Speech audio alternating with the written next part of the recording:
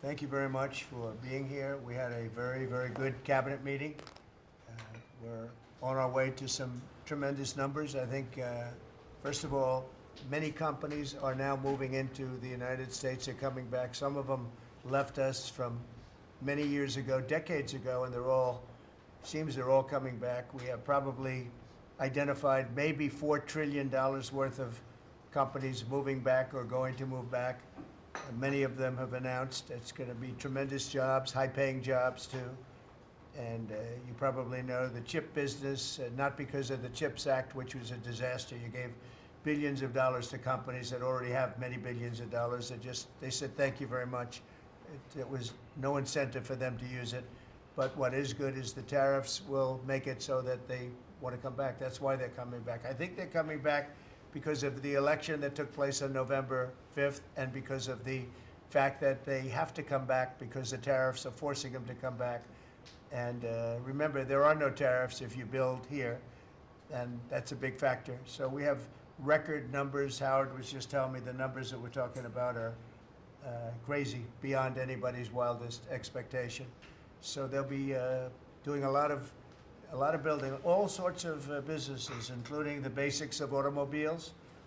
We have, as you know, Honda is coming in with a massive plant to Indiana, but there are many plants that are happening, and literally some are started already. General Motors is already redoing plants that were half abandoned, or they have plants that weren't being fully utilized.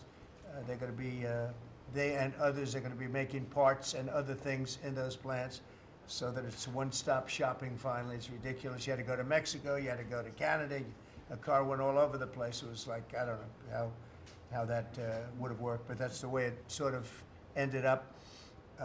We had a deal, and we have a deal, which is fine, but people took advantage of the deal. They cheated.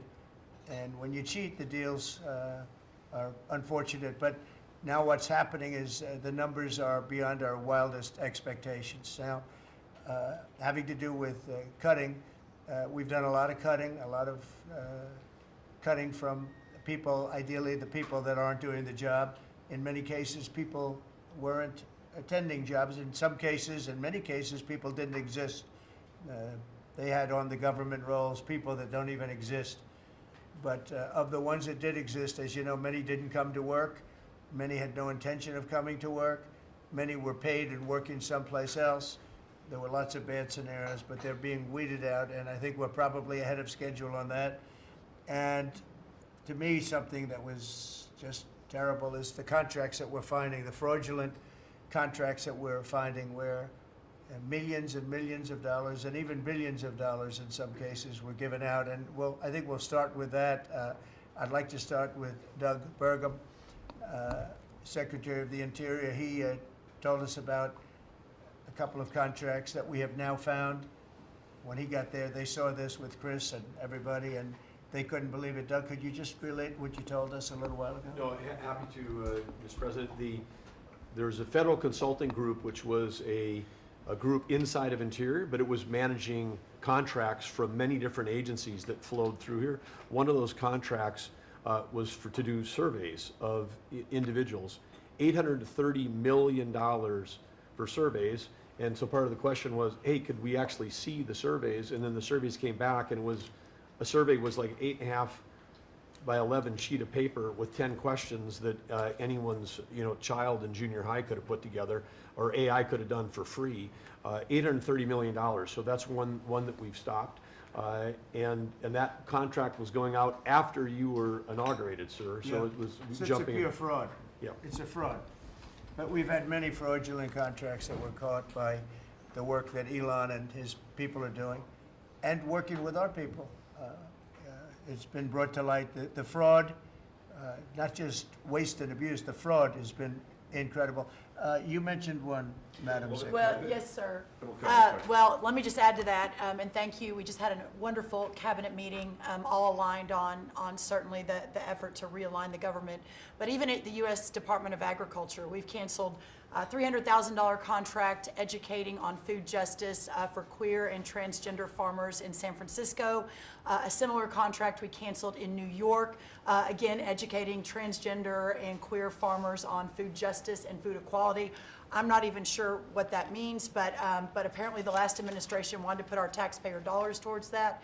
We canceled a $600,000 contract out of Louisiana that was studying the menstrual cycles of transgender men, a $600,000 contract. We canceled another contract out of a university in the middle of the country that focused on getting more diversity, equity, and inclusion into our pest management industry. Again, these are nonsensical. It makes zero sense to use taxpayer dollars to fund these. I know these are just a few examples of the hundreds and hundreds that we have found. Well, a clear case of fraud was with the Small Business Administration, where they were handing out loans, $330 million worth of loans to people under the age of 11. I think the youngest, Kelly, was a 9-month-old who got a $100,000 loan. That's a very precocious baby we're talking about here. Well, we're tackling the fraud, waste, and abuse in the agency. We've seen,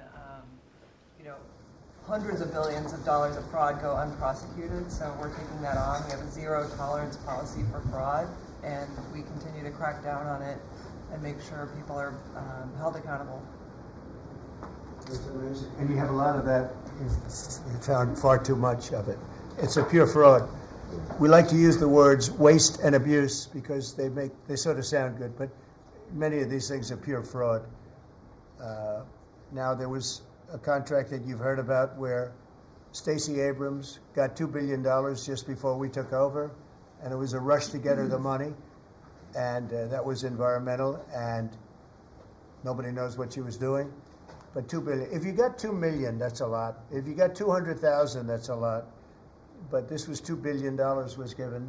Lee, do you want to talk about that? And the other one that was even worse? EPA has now canceled over $22 billion worth of contracts. $2 billion going to this NGO that Stacey Abrams was tied to. They received only $100 in 2023. And then the Biden administration gave them $2 billion. The director of the Greenhouse Gas Reduction Fund saw his former employer get $5 billion. So $20 billion went to just 8 NGOs, and they're all pass-throughs. And then they were giving it to other entities, many of them were pass-throughs. And what you have is all these extra middlemen, they're taking their cut. And the taxpayer ends up getting screwed. They're losing out on all this hard-earned money. They can't afford to have the federal government waste. The partnership with Doge and Elon Musk has been incredible at EPA. Their team is very talented. We wouldn't have been able to do it without them.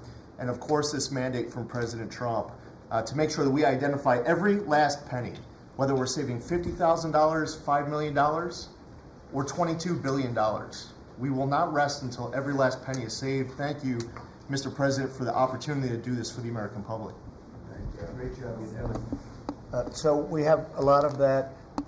We're getting down to a point we think probably over the next 2 or 3 months we'll be pretty much satisfied with the people that are working hard and want to be members of the administration and our country, really.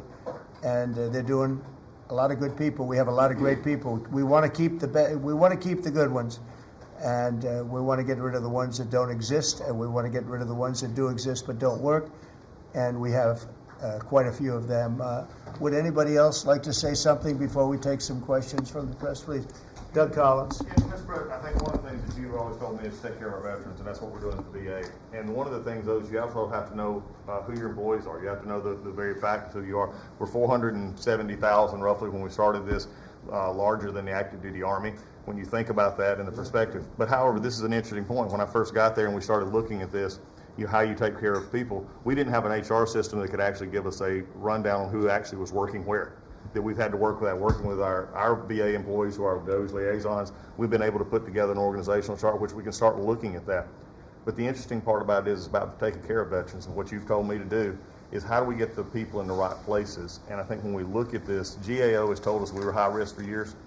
The previous administration put literally tens of billions of dollars and tens of thousand employees over the last 4 years, and we saw our statistics basically stay the same or go down. Backlogs went up.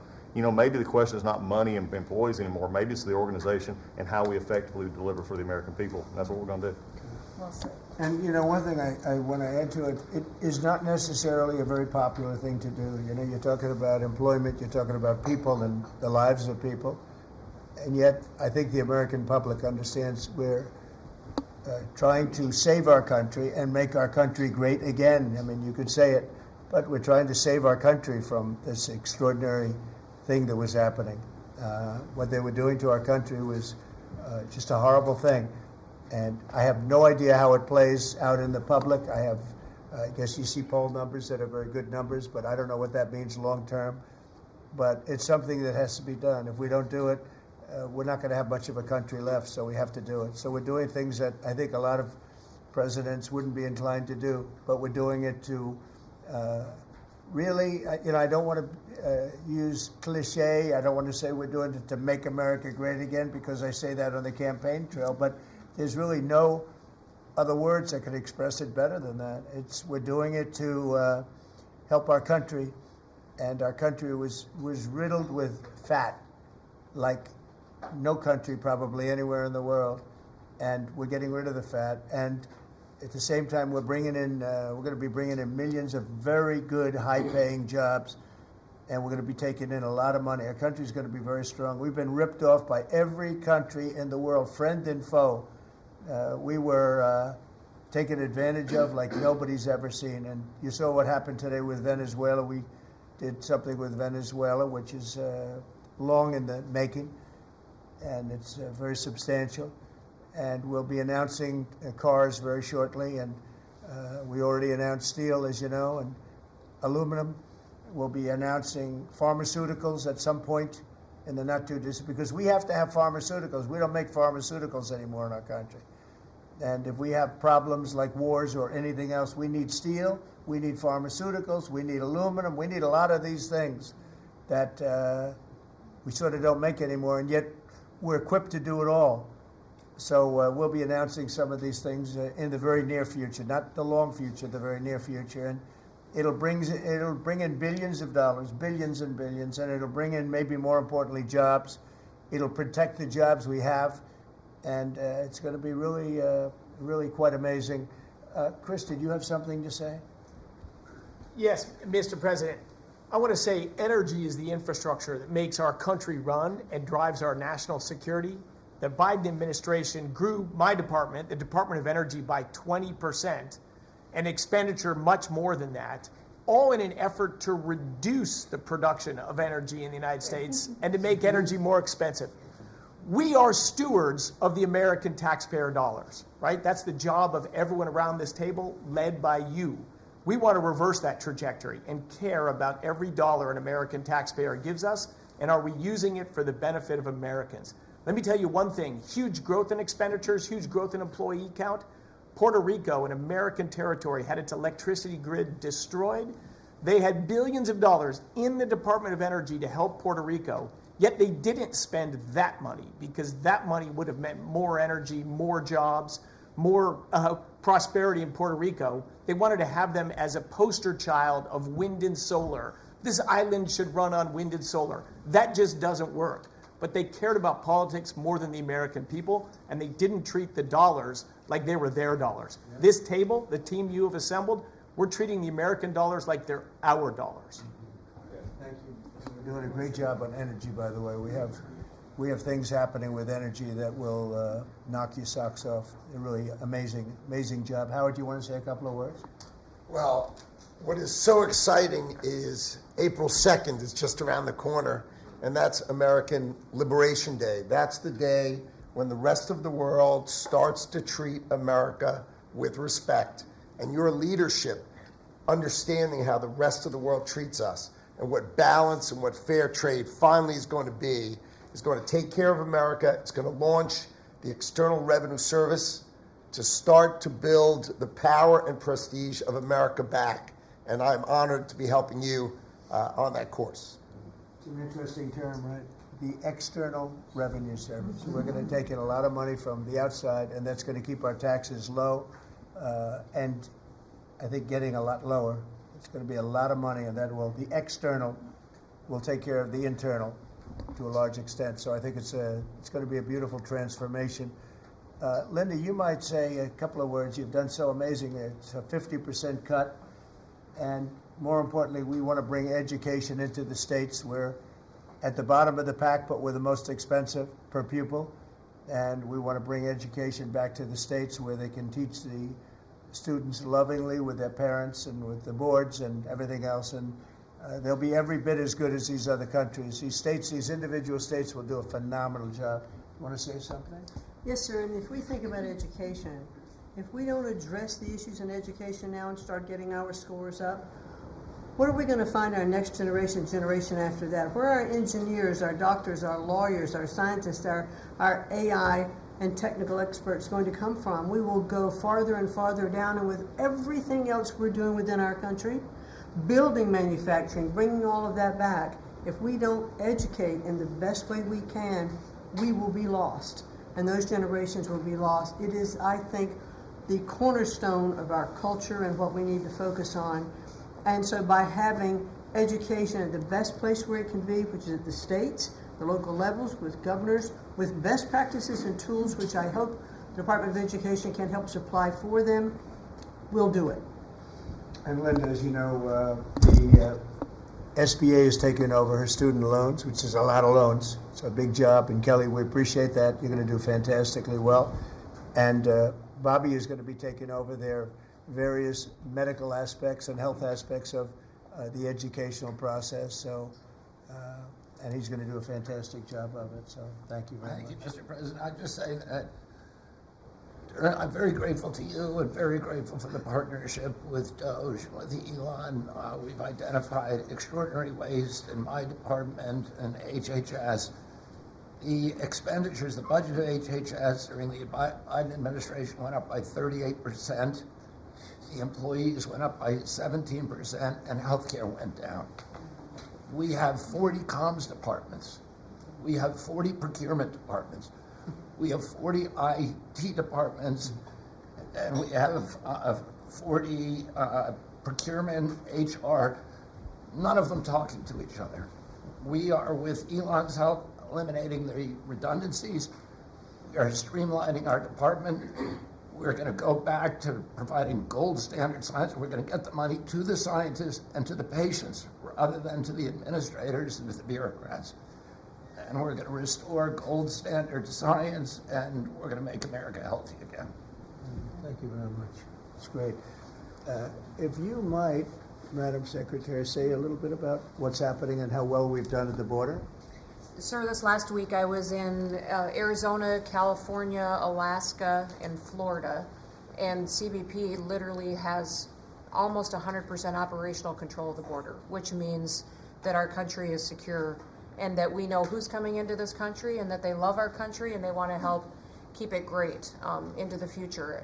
We are, in the month of March, the last couple of weeks, increased our deportations by 50%, so we're now not even just getting the worst of the worst out. We're making sure that there's consequences for being here and committing crimes in our communities, and the numbers are continuing to escalate and to go up. Sir, this week I'm headed down to El Salvador. I'll be in the prison where we sent TDA members. I'll be meeting with the president and also Colombia and Mexico and talking about building these relationships so that we can continue to get people out of this country that don't belong here and take them home.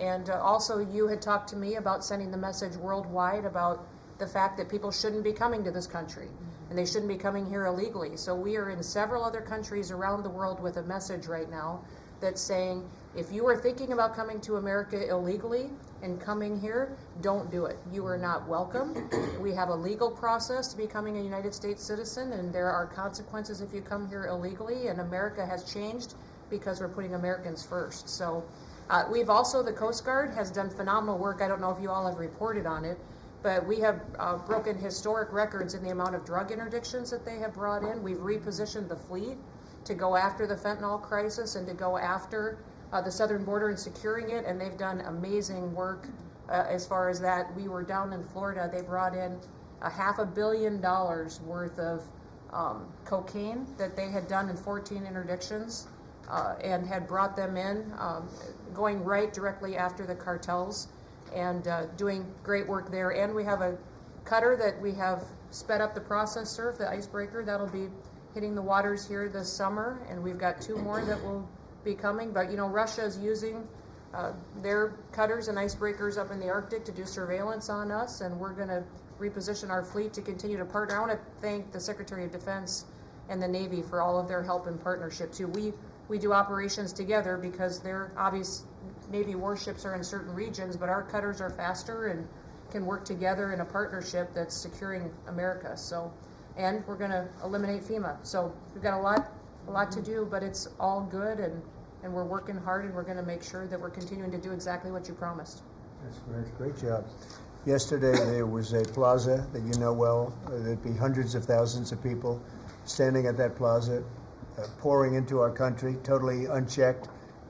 Many people from jails and prisons and mental institutions and gang members, and horrible. And they just pour into our country. Yesterday, I was speaking to somebody, I was checking on the border, and they said there was literally nobody in this massive plaza. You know, we're talking a plaza that would hold hundreds of thousands of people. There was literally nobody there. There was one person sweeping it, but there were no people. It's been amazing. It's been an amazing transformation very quickly.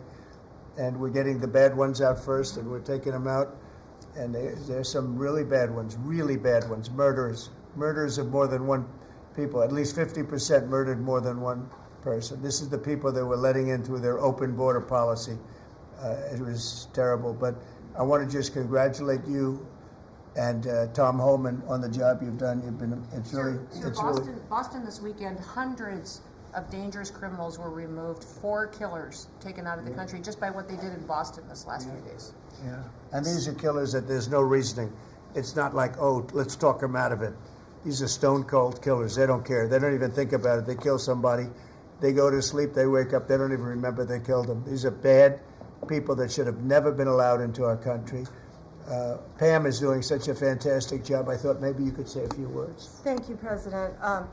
As far as we are hearing a lot about fraud, waste, and abuse, a lot of waste and abuse, but there is a tremendous amount of fraud. And Elon, thank you for your partnership. Thank you for your team. You have uncovered so much fraud in our government, and we will prosecute you. We have an internal task force now working with every agency sitting here at this table. And if you've committed fraud, we're coming after you. Thank you, Elon, for that. On the violent crime level, thanks to President Trump's directive, we are seeking the death penalty again. So all of these horrible, violent criminals that you're hearing about around the country, they will face the death penalty federally within our country. And the drug dealers need to get out of here because we are coming after you. We're going to have 94 great U.S. attorneys around this country, and everyone will be prosecuted to the fullest extent of the law. Thank you. Thank you, President. It's at your directive. I couldn't have said that better. That's very good. That's very good. She's doing a fantastic job. Thanks, ma'am. Do you have any questions, please? Mr. President. Yeah, please. Mr. President, what can states do now to implement your Department of Education executive order? Well, I think what's going to happen is we are cleaning out a lot of things like the loans, student loans, which will be handled very professionally by people that do that. And then, as you know, RFK Jr. is going to do a fantastic job having to do with health and the other things, and frankly, better than the people at the Department of Education. You see the buildings all over D.C., and then the rest is the states are going to start coming in and taking all of the information on all of their students. And I think a lot of that information is going to be shipped to different states like Iowa, like Indiana, like so many. They're so anxious to get, they're calling us, and they're so anxious to get it. We'll be shipping the records of the children that they're taking care of, that they want to take care of, and the process will begin. And I think it won't be that long before the states will be really running the Department of Education. Our teachers are going to be taken very well care of. And I said, personally, I don't care, union, non-union, it doesn't matter. Teachers are so important to this country and to me. And we're going to take great care of our teachers. And I know it's very important to Linda. So I think you're going to see a tremendous change very quickly having to do with education, and the process has already begun, very strongly begun. I think we've done, in whatever it is, 8 weeks, people are amazed at how much we've done in terms of the safety of the country. In fact, I would like to ask maybe Marco to say a few words on what's happening with respect to, in particular, Russia, Ukraine, where we have some pretty good news. I think we want to get it stopped. We're losing 2,500 young people, and these are Russian and Ukrainian people largely. And they're not American people, but on a human basis, we want to get it stopped, and we want to stop spending billions and billions of dollars to a country that we think it's time, and we're doing pretty well. Marco, do you want to say something? Yeah, Mr. President, first of all, I think the American people should be proud that we have a president that's promoting peace and the end of conflict on this planet. This is a war that's gone on for 3 years, as you pointed out, that, as you rightly pointed out, would have never happened had you been president, but now it's here, and it needs to be brought to an end. There is no military solution to this war. It has to end through negotiation. And there's only one leader in the world that's capable of bringing the two sides to a table, and that's our president, the President of the United States, President Trump. And that's what he's done. And so today, even as we speak, we have teams on the ground in Saudi Arabia meeting with the respective sides in the hopes of making progress towards this outcome that we all want to see. And I think that the country owes you a great debt of gratitude, and the world really, because, I mean, you're the only leader in the planet that can bring the two sides together to bring an end to this conflict, and that's what you've done, and you've done it despite, impediments from other countries and others who maybe have different opinions about how this should go. But ultimately, I think that the only chance we have for peace is through the President's leadership, and you've shown that, and we hope it'll bear fruit, and today will hopefully be one step more in that direction. Thank you, Marco. And on the Middle East, another hot spot that we didn't have a problem with. There was no problem in the Middle East when we left, and now there's a lot of problems in the Middle East, but we're working on that. But I think we've seen significant progress, and I think we're going to start, we were talking with the Vice President a little while ago, and you're going to see countries start to fill up the Abraham Accords. More and more countries want to join. That was a great success, tremendous success, and then Biden and his group did zero with it. That should have been filled up within a year of the election, would have been filled up. So countries are starting to want to get involved very much with the Abraham Accords again, so that'll be great. JD, do you want to say something? Yeah, sure. Yes, sir. Just on that topic, if you think about what happened with the Abraham Accords, one of the great diplomatic breakthroughs under the first Trump administration, really in the last 30 or 40 years of American history in the Middle East, and the Biden administration did absolutely nothing with it. Built on it, not at all, added 0 additional countries. Purely out of political spite, the Biden administration, I think, hurt the United States and really hurt the project of world peace. That has changed. Luckily, about 2 months ago, we got a new president, and that president has given us the task of building out the Abraham Accords, adding new countries to it.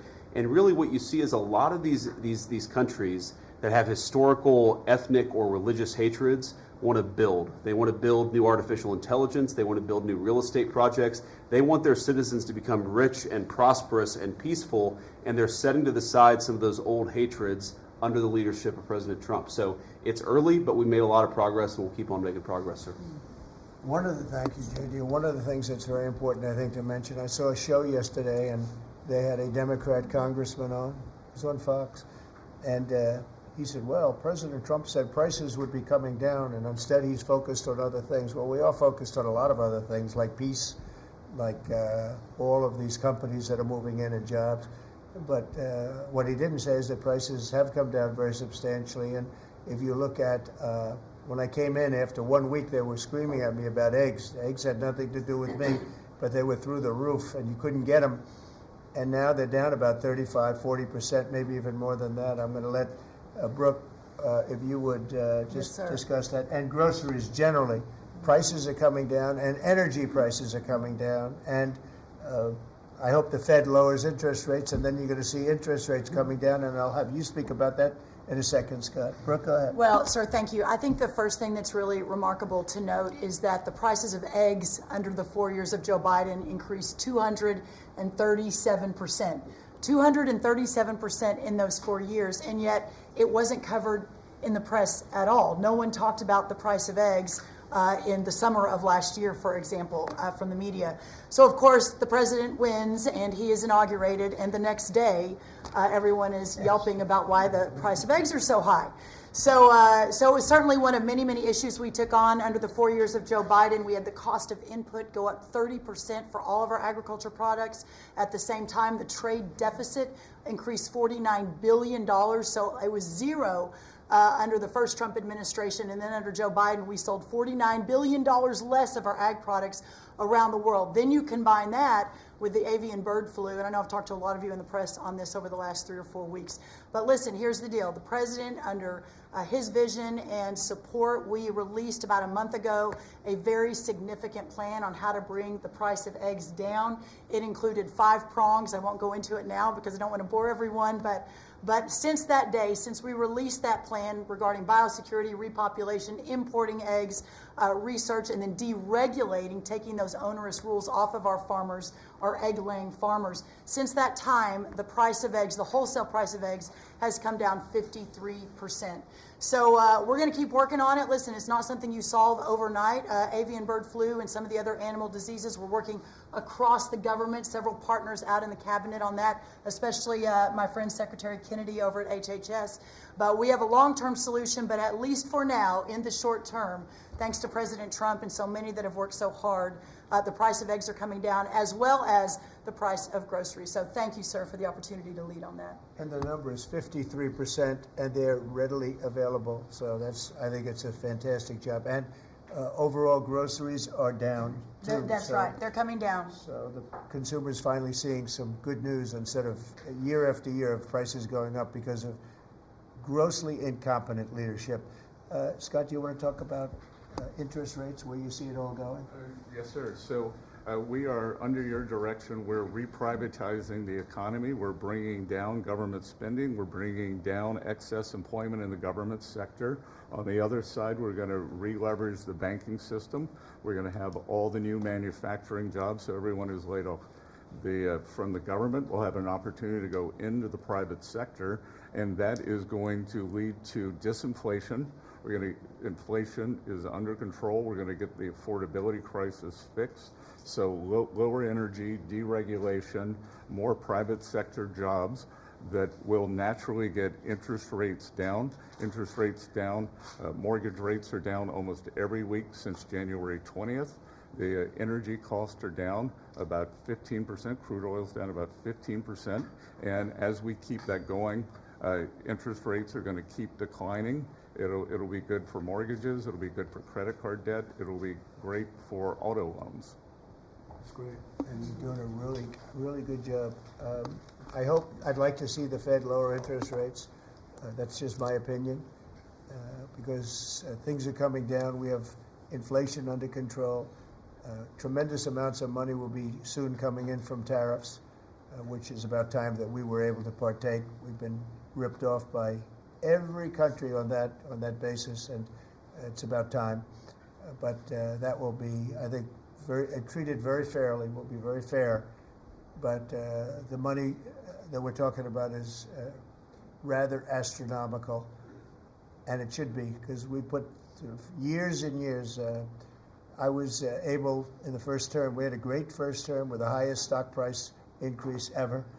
All the different things that we had, but one of the things we took in a lot of money in tariffs, and I had just started that process, and we had to slow it down because of the COVID. We didn't go forward. We did a very good job with COVID, but that was something that happened to the whole world. It was a shame. What a shame. All those people dead, and all of the problems that it caused for countries far worse. I mean, some countries still haven't recovered. Economically, they haven't recovered. But we took in hundreds of billions of dollars in tariffs just starting the process. But this is a program that's going to be, I think, unbelievable for our country, and I think it's treating other countries very fairly, very, very fairly. I'd like to ask, if I might, Sean Duffy to say a few words about the air traffic control situation. You know, there were some mishaps. One in particular, the helicopter crashing into the plane. We have a system that's 40 years old. They spent tens of billions of dollars trying to patch it up and make it work, but it doesn't work. And my pilot says they use different systems. They don't want to use our system. It's so obsolete. And it's an obsolete, horrible thing that happened with respect to it. And we were going to, I said, day one, if this happens, if we are successful, we're going to have to get a brand new, modern, top-of-the-line air traffic system. And I think I can say that I've been working a little bit with Sean on it, but Sean's been working hard on it, and with his new person at FDA, who's going to be terrific, by the way. And maybe you want to talk to them about that, because we need safety in the air, total safety in the air, and this will give that to you. Sure. Thank you, Mr. President. We had a conversation on Friday. Again, our air traffic control system, as we talked about maybe privately or I don't know publicly with all of you, but we have decades of ideas and billions of dollars, and no progress is ever made on any of these initiatives. Air traffic control is the same thing. And so we're having a conversation about building a state-of-the-art, brand new, best technology, envy of the world air traffic control system. And what's interesting from the DOGE team is they'll look and say, well, what is the problem? Why hasn't this been built? This is about safety. This is about people's lives. All of you fly. Your family flies. Why hasn't it been done? And the problem is in government, it takes way too long. So technology changes and money changes and administrations change. We have to do this fast, which is why we need the partnership from the Congress to give us the money up front. The best ideas and the best technology available in the world, we're going to build in the system. I think, Mr. President, we can do it in 3 years. I think Trump Tower was built in 3 or 3.5 years. I think we could match the Trump Tower time frame. 2 years. Okay. 2 years. Maybe not that good, but about 3 years. And again, we have to choreograph because again, our towers are operational, keeping planes in the air. So we got to choreograph this, but we can do it in short order. If I can just make one other point, Mr. President, we're $36 trillion in debt. You've never had a DOGE. We've never come in and looked at our government the way, Mr. President, you've looked at this government and said, there's too many people, there's contracts, fraud, waste, and abuse. And so we've had a few bumps in the road as we've gone through this process, but if you look around this room, everybody has seen how the process has evolved, and everyone appreciates some of the insight and technical support that we've gotten to make this government more efficient, to make it more responsive to the American people. And so, again, when you have a new system like this, you'll get some bumps. But things are rolling out. The last 3 weeks have been much, much better as our teams have integrated and we're working to deliver for the American people. And I would say some of the press had made comments last time about what happened in the last meeting. We had a great conversation in the last meeting. Elon and I had a great call after the meeting, and so sometimes the reporting can be a little bit off. I love the analysis that you guys do when you're not in the room. But I would just note that we're working well together, Mr. President, and the whole team here is working well together. Well, actually, we decided to see you after the cabinet meeting instead of before, and I think that's nice. But if you think about it, I guess never in history has anybody invited you to a cabinet meeting. And we're very open and transparent, and we had a very good meeting today. So, I mean, you're standing here, you're seeing what the result of the meeting is. I think we're doing an amazing job for essentially 8 weeks on the job. I think there's never been anything like it. Did you have a question, please? Two, actually, if you don't mind. Thank you for having us. Thank you. We appreciate it. One, actually, to follow up on the Attorney General's comments, and then one for you. You said that you're now preparing to prosecute examples of fraud across federal agencies that have been referred to you. Is that what you said? We are working with a team. We have a team of attorneys in place working with Elon's incredible team, helping us, taking referrals from the cabinet members. You know, these are your tax dollars. And a lot of it is just abuse, a lot of it's waste. But if it's fraud, we are investigating it, and we are looking at multiple cases of fraud throughout the federal government. One for you, Mr. President. Greenland is confused about the Second Lady and the National Security Advisor visiting this week. They're concerned that this is further provocation or whatever it is you ultimately want for Greenland. Could you further explain why they're going? What is the ultimate end goal when it comes to Yeah, well, not provocation. This is friendliness, not provocation. We're dealing with a lot of people from Greenland that would like to see something happen with respect to their being properly protected and properly taken care of. They're calling us, we're not calling them. And we were invited over there, and I thought it would be I have great respect for the wife of our of our great vice president. I think she's she's a brilliant woman. She's a very nice woman, and she loves the concept of Greenland. And so she's going there, and I think Marco's going there, and some others are going there. But we've been invited, and they really like the idea because they have been somewhat abandoned, as you know. They haven't been taken good care of. And I think Greenland's going to be something that maybe is in our future. I think it's important. It's important from the standpoint of international security.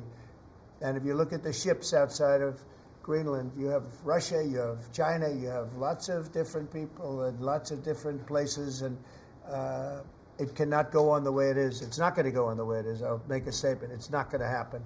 So they're going there, and that's purely friendship. Who's doing the inviting? You said people. A lot of people, yeah. People from Greenland are asking us to go there. We have many requests from many people, some officials too. Mr. President, yes, I ask please. you about economic forecasts. I saw one economic forecast coming out from the OECD this past week. They are forecasting stagflation for the United States, a downtick in terms of GDP growth. Do you agree with that forecast? What do you see over the course of 2025 for our Well, we inherited a very bad and perilous situation from a group of people. Again, we just got here from a group, and this takes a long time to develop, from a group of people that truly didn't know what they were doing. And you see that with not only costs, you see that with all of these fake contracts that have been given out.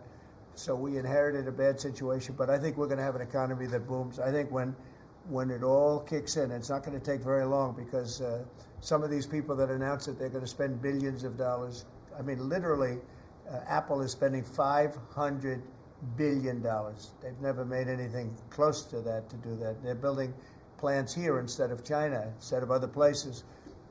When it all happens, and it's going to happen very soon, these are people that are in many cases, they're already starting. They just announced, in some cases, they announced, but they actually started before the announcement, as you know, because some are already building. This is going to kick in. I think it's going to be amazing. So they're looking at, based on numbers that I was looking at 6 months ago, 7 months ago, I was very concerned about the economy. We're going to have something that's like nobody's ever seen before. We have numbers, and we have job generation that I don't think we've ever seen before. See how it works out, but I think the economy is going to go through the roof. Okay. Mr. President, Yeah, also, please. about Ukraine, in an interview with Time Magazine published this morning, President Zelensky said he believes that some members of your team have been influenced by Russian information. Those were his words. What do you have to say to that?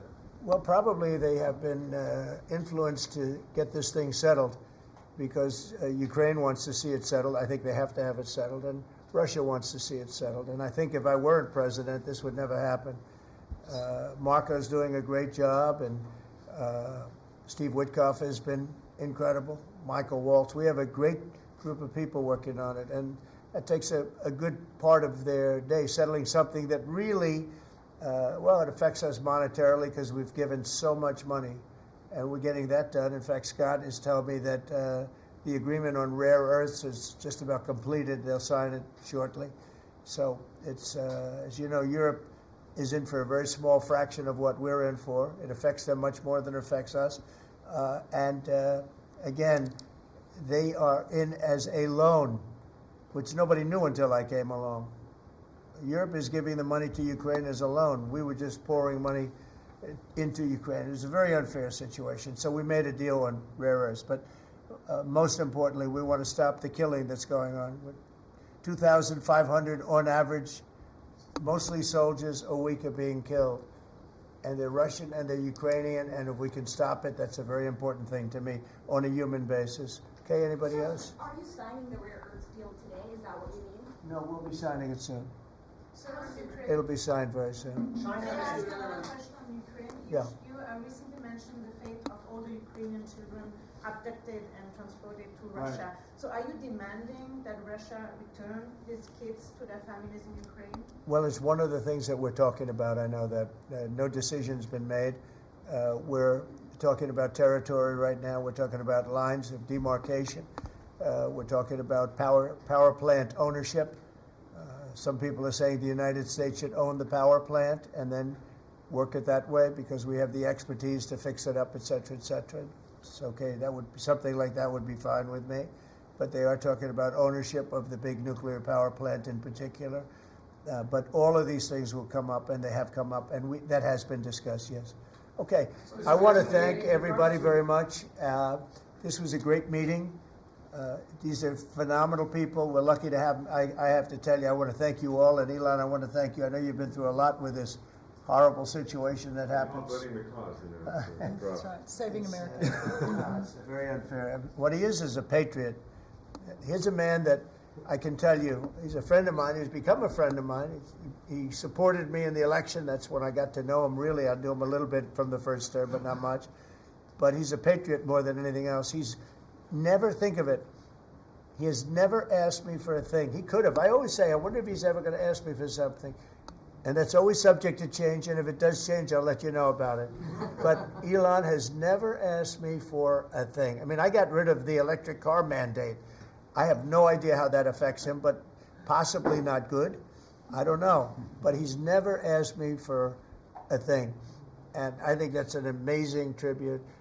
I did get activated last week when I saw what they were doing. I said, he makes an incredible product, and we're going to go out and tell people you can't do that stuff and support him. They got to support him, because if he wasn't doing this, he wouldn't have any of these difficulties. And I think it's getting less and less. Pam has done a great job with regard to all of the, I mean, I know the kind of investigations that are going on. If she finds them, which she will, she already found 4 of them.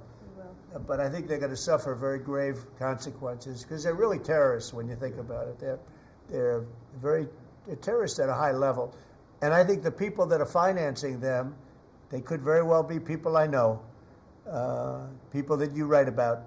But those people are in big trouble, so they better cut it out. But Elon's a patriot. We want to thank you very much for the job you're doing. Thank you very much.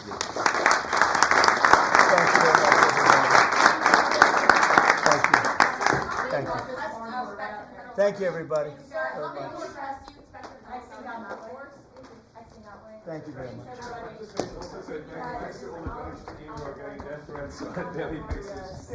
Just trying to do the right thing for the American taxpayer and for the American people.